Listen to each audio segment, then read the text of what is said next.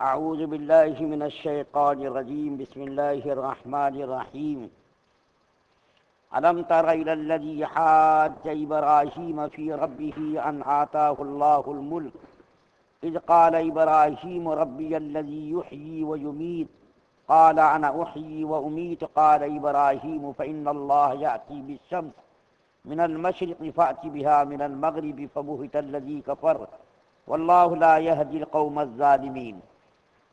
اے مخاطب، تجھ کو اس شخص کا قصہ تحقیق نہیں ہوا، یعنی نمرود کا، جس نے حضرت ابراہیم علیہ السلام سے مباحثہ کیا تھا اپنے پروردگار کے وجود کے بارے میں، اس وجہ سے کہ خدا تعالیٰ نے اس کو سلطنت دی تھی۔ جب ابراہیم علیہ السلام نے فرمایا کہ میرا پروردگار ایسا ہے کہ وہ جلاتا ہے اور مارتا ہے، کہنے لگا کہ میں بھی جلاتا ہوں اور مارتا ہوں۔ ابراہیم علیہ السلام نے فرمایا کہ اللہ تعالیٰ آفتاب کو روز کے روز مشرق سے نکالتا ہے، تو ایک ہی دن مغرب سے نکال دے۔ اس پر متحیر رہ گیا وہ کافر اور کچھ جواب نہ بنایا۔ اور اللہ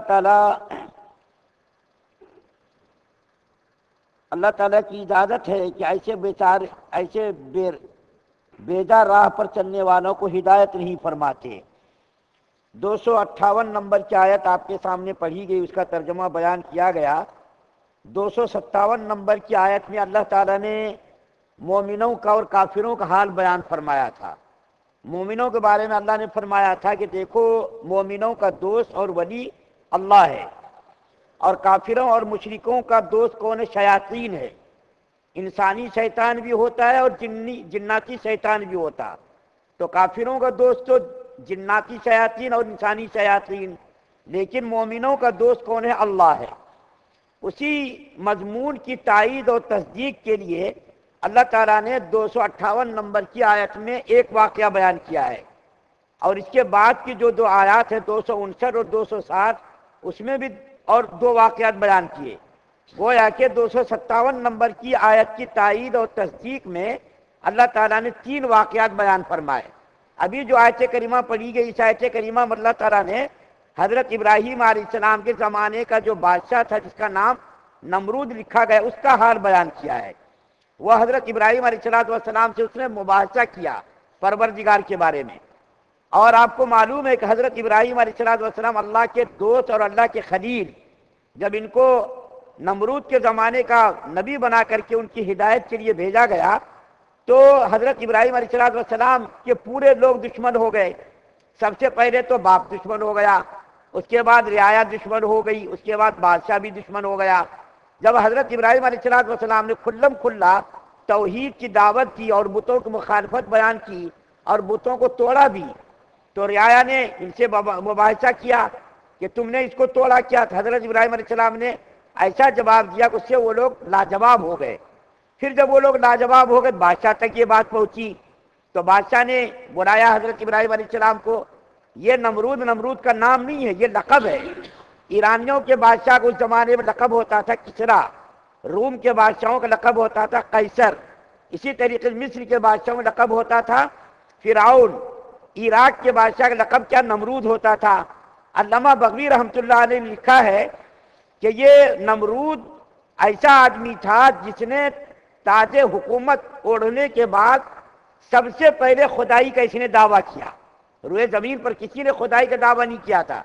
سب سے پہلا کمبخت بدماش آدمی ہے جس نے روئے زمین پر خدائی کا دعویٰ کیا تھا۔ خدائی کا دعویٰ کرنے کی وجہ کیا تھی؟ اللہ نے اس کو حکومت عطا فرمائی تھی، اتنی بڑی حکومت کہ علامہ بغوی لکھتے ہیں ساری دنیا کے اندر 4 آدمیوں نے حکومت کی ہے۔ 4 آدمیوں نے ساری دنیا پر حکومت کی، اس میں ایک تو یہ نمرود ہے، دوسرا بخت نصر ہے، تیسرے 2 مومن ہیں، یہ 2 کافر تھے، بخت نصر اور نمرود، یہ دونوں کافر گزرے، انہوں نے بھی بڑی حکومت کی۔ 2 مومن گزرے جس کا قرآن کے اندر تذکرہ ہے، ایک ہے ذوالقرنین اور ایک ہے حضرت سلیمان علیہ السلام۔ ان 4 آدمیوں نے ساری دنیا پر حکومت کی ہے۔ تو جب اللہ تعالیٰ نے نمرود کو حکومت عطا فرمائی تو اس کا فریضہ تھا، اس کی ذمہ داری تھی کہ وہ اللہ کی نعمت کا شکر ادا کرتا۔ شکر ادا کرنے کے بجائے اس نے خدائی کا دعویٰ کر دیا۔ تو اللہ تعالیٰ نے اس کا تذکرہ کیا کہ جب حضرت ابراہیم علیہ السلام کو نمرود نے بلایا اپنے دربار میں اور بلا کر کے کہا کہ تم کسی اور کو خدا مانتے ہو، تو حضرت ابراہیم علیہ السلام نے فرمایا ہاں میں اس کو خدا مانتا ہوں جو روئے زمین کا، کائنات کا خالق اور مالک ہے، جو جلاتا ہے، جو مارتا ہے، جس کے اندر طاقت جلانے کی مارنے کی ہے، وہ میرا خدا ہے۔ تو نمرود کمبخت جو بالکل بے وقوف تھا، عقل سے پیدل تھا، وہ کہنے لگا ارے مارنا جلانا تو یہ کام میں بھی کر سکتا ہوں، میرے اندر بھی یہ صلاحیت ہے۔ چنانچہ 2 قیدیوں کو بلایا، اس میں سے ایک کو تو پھانسی ہونے والی تھی اور ایک کو رہائی ملنے والی تھی۔ جس کو رہائی ملنے والی تھی اس کو اس نے قتل کرا دیا، اور جس کو قتل ہونا تھا اس کو چھوڑ دیا۔ کہا دیکھو میں نے کیا نا، ایک کو مار دیا ایک کو چھوڑ دیا۔ حالانکہ حضرت ابراہیم علیہ السلام ان سے پوچھ سکتے تھے کہ مارنے جلانے کا یہ مطلب تو نہیں ہے، یہ تو پہلے سے زندہ آدمی ہے، پہلے سے جو ہے آدمی تیار ہے۔ جلانے کا مطلب یہ ہوتا کہ عدم سے وجود میں لانا، یعنی یہ آدمی نہیں تھا پہلے، اس کو وجود بخشنا۔ یہ کس کا کام ہے؟ اللہ کا کام ہے۔ انڈے کے اندر دیکھیے کیا ہے، کچھ بھی نہیں، اللہ اس کے اندر بچوں کو پیدا کرتا۔ اسی طریقے سے انسان کے پانی کے ناپاک قطروں سے انسان کو اللہ پیدا کرتا، عدم سے یعنی نصف سے ہست یعنی نہیں ہے آدمی، اس کو اللہ پیدا کرتا۔ اور مارنے کا مطلب یہ ہوتا ہے کہ انسان کی روح کو نکال کر کے اللہ اپنے قبضے میں کر لیتا۔ یہاں تو تم نے زندے کو زندہ چھوڑ دیا، مارنا مطلب یہاں تو تم نے جو ہے زندے کو زندہ چھوڑ دیا، اور پھر تم نے ایک انسان کو جو پورا یہاں صحیح سالم تو اس کو تم نے قتل کر دیا۔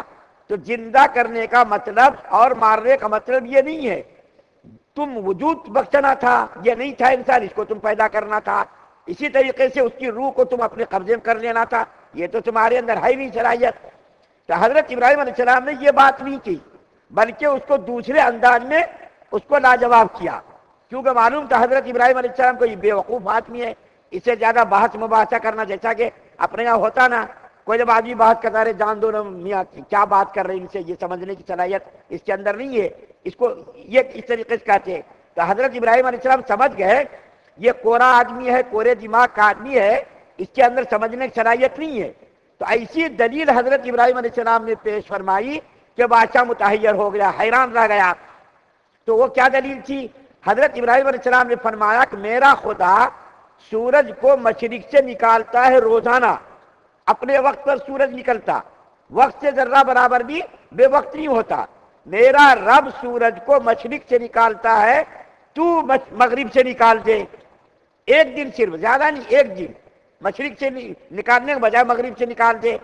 وہ بادشاہ حیرت زدہ ہو گیا، متحیر رہ گیا، حیران اور پریشان ہو گیا، لاجواب ہو گیا، اور وہ سوچنے لگا کہ اگر میں آگے ان سے یہ کہوں گا کہ اگر تیرا خدا سچا ہے تو ہی ایک روز مشرق کے بجائے مغرب سے نکال دے، لیکن اس کی ہمت نہیں ہوئی۔ کیوں ہمت نہیں؟ اس کو معلوم تھا یہ نبی ہیں، اور نبی اگر دعا کر دے تو اللہ نبی کی دعاؤں کو رد نہیں فرماتے، اور ایسا ہوا ہے 2 مرتبہ ایسا ہوا ہے۔ ایک مرتبہ حضرت علی رضی اللہ تعالیٰ عنہ حضور صلی اللہ علیہ وسلم حضرت علی کی ران پر آرام فرما رہے تھے، اور عصر کا وقت ہو گیا، سورج غروب۔ حضرت علی رضی اللہ تعالیٰ عنہ سوچا کہ اگر میں حضور صلی اللہ علیہ وسلم کو اٹھاؤں گا تو نیند کے اندر خلل پڑے گا۔ حضرت علی نے اٹھایا نہیں حضور صلی اللہ علیہ وسلم کی محبت میں، تو اللہ تعالیٰ سے حضرت محمد صلی اللہ علیہ وسلم نے دعا مانگی، اللہ سورج کو نکال دیجیے اتنی دیر کہ حضرت علی نماز ادا کرنے قضا نہ ہو، ایسا کتاب کے اندر لکھا ہے۔ اسی طریقے سے پہلے زمانے کے نبی کفار سے، مشرکین سے لڑائی کر رہے تھے، اور اس لڑائی میں انہوں نے اللہ سے یہ عہد کیا تھا آج ہی کے دن فتح حاصل کروں گا، لیکن سورج غروب ہونے لگا، تو حضرت انہوں نے یہ دعا مانگی کہ یا اللہ سورج کو تھوڑی دیر کے لیے روک دیجئے، سورج کو مت غروب ہونے دیجئے۔ اللہ نے اس کی دعا کو قبول کی۔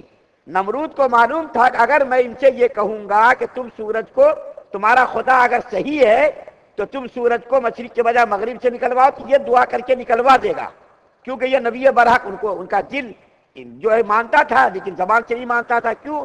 ضد اور حد درمی۔ ضد اتنی بری بلا ہے، اتنی بری بلا ہے کہ شیطان کو راندے درگاہ کرنے والی کیا چیز؟ ضد اور تکبر، حد درمی۔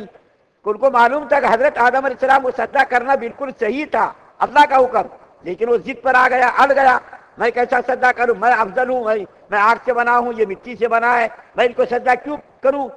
تو نمرود نے صرف یہ سوچ کر کہ میں اگر ان سے بحث کروں گا تو یہ میری قوم، میری رعایا مجھ سے برگشتہ ہو جائے گی، بغاوت پر اتر جائے گی میری قوم، جب دیکھے گی میری قوم کی، یہ تو لاجواب ہو گیا، اور ہم اس کو خدا مانتے ہیں، اور خدا کے اندر طاقت، اس کے اندر ہے ہی نہیں طاقت مشرق کی وجہ مغرب سے سورج نکالنے کی، تو میری قوم، میری رعایا کہیں برگشتہ نہ ہو جائے، تو وہ نمرود خاموش ہو گیا، اور خاموش ہو کر کے کچھ بھی اس نے جواب نہیں دیا، متحیر، دہشت زدہ، خوف زدہ ہو گیا، کہیں میری رعایا، میری قوم کہیں برگشتہ نہ ہو جائے۔ تو اللہ تعالیٰ آیت کریمہ کا آخر میں فرماتے ہیں جس کے اندر دین کی طلب نہیں ہے اور جو دین قبول کرنا نہیں چاہتا، اسلام قبول کرنا نہیں چاہتا، اللہ اس کو بھی اس سے محروم کر دیتا۔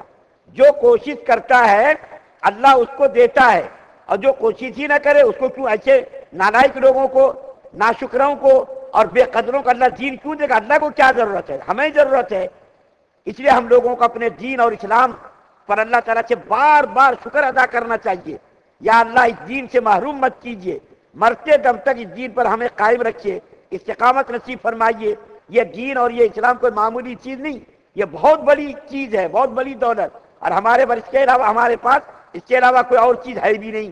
اس لیے روزانہ ہم لوگوں کو دین پر، اسلام پر روزانہ شکریہ ادا کرتے رہنا چاہیے، اور اس کا طریقہ ہمارا نبی صلی اللہ علیہ وسلم نے دیکھیے کتنا بہترین طریقہ بتایا کہ ہماری امت کمزور ہے، ہماری امت ذرا غفلت میں آ کر کے کہیں ایسا نہ ہو کہ ایسا نہ کرے، یعنی دین اسلام پر شکریہ ادا نہ کرے، تو ہمارے نبی صلی اللہ علیہ وسلم نے ایک دعا بتائی، اس دعا کے اندر دین اسلام کا شکریہ ادا کیا گیا، الحمدللہ الذی اطعمنا وسقانا وجعلنا من المسلمین۔ دیکھیے یہاں اللہ تعالیٰ کی نعمت کا شکر بھی ادا کیا گیا، اور یہ بھی دعا مانگی گئی، یا اللہ تو نے ہمیں مسلمان بنایا، تو نے ہمیں ایمان کی دولت دی، توفیق دی، تو کھانے کے وقت، کھانے کے بعد یہ دعا مانگی جاتی ہے۔ تو امت کو دیکھیے کن کن طریقوں سے ہمارے نبی صلی اللہ علیہ وسلم نے دین کا شکر ادا کرنے کا طریقہ بتایا، کتنی مہربانی کی۔ ہماری امت کاروبار میں، دنیا میں پھنس کر اس دین اسلام کا شکریہ ادا نہیں کرے گی، چلو کم سے کم کھانے کے بعد تو یہ کام ہم کر سکتے کہ الحمدللہ الذی اطعمنا۔ اگر کسی کو عربی آج اپنی زبان میں دعا مانگ سکتا، یا اللہ تو نے مجھ کو کھلایا پلایا، تیرا شکر ہے، اور تو نے مجھ کو مسلمان بنایا۔ تو اللہ تعالیٰ جو ہے بے قدروں کو، ناقدروں کو دین اسلام نہیں دیتا۔ نمرود کو بھی اللہ تعالیٰ نے اس سے محروم کر دیا، اللہ کی مرضی ہے۔ اور دو واقعات اس آیت کا جو 257 نمبر کی آیت کی تصدیق میں بیان کیے، اس کو انشاءاللہ بیان کروں گا۔ اللہ تعالیٰ سے دعا ہے کہ اللہ تعالیٰ ہم تمام مسلمانوں کو ایمان پر قائم رکھے، تا حیات ہم سب کو ایمان پر قائم رکھے، اور اللہ تعالیٰ اپنے ایمان کی دولت پر شکر ادا کرنے کی توفیق عطا فرمائے، ناشکری سے ہم سب کی حفاظت فرمائے۔ سبحان اللہ و بحمدہ، سبحانک اللہم و بحمدک۔